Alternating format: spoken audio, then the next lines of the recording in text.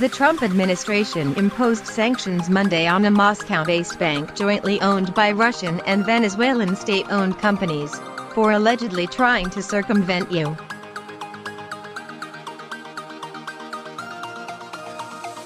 sanctions on the South American country. Meanwhile, Secretary of State Mike Pompeo lashed out at Cuba and Russia for continuing to support Venezuelan leader Nicolas Maduro and contributing to his country's economic crisis.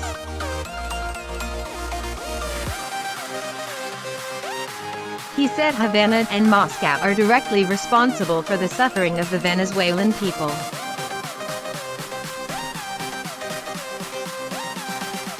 The Treasury Department's Office of Foreign Assets Control said in a statement that it is targeting Everfinance Nacional Bank for its support of the Petróleos de Venezuela S.A.,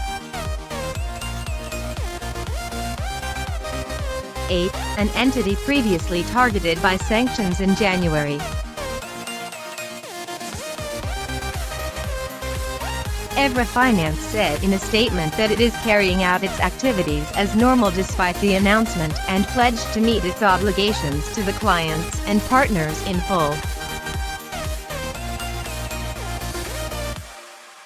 The U.S. and more than 50 governments recognize opposition leader Juan Guaidó as interim president of the country.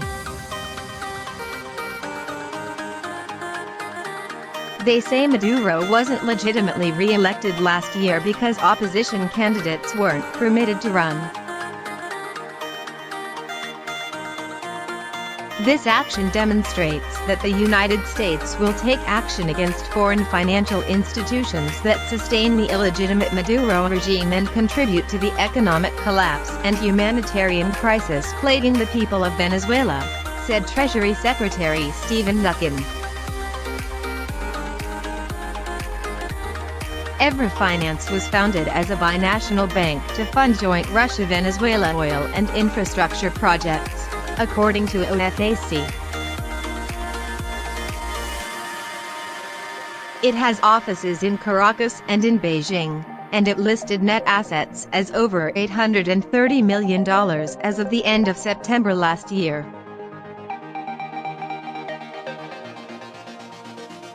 Maduro's predecessor, President Hugo Chavez, got a 49% stake in Everfinance through the Venezuelan National Development Fund back in 2011.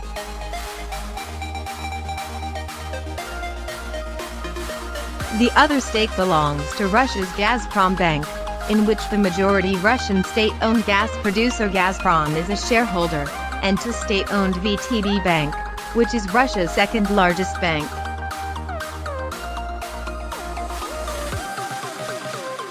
OFAC imposed sanctions on Gazprom Bank back in 2014. When the Venezuelan government launched a cryptocurrency, the Petro, last year, it invited early investors to buy by wiring funds to a Venezuelan government account at Everfinance, OFAC said in a press release.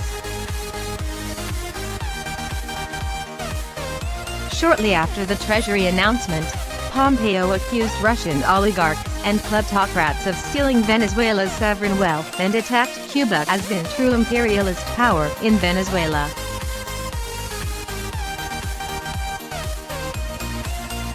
Cuba has made the same accusation against the United States, alleging that the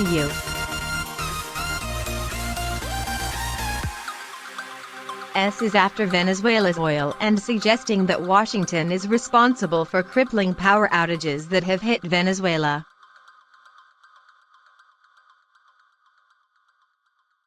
Pompeo told reporters at the State Department the U.S.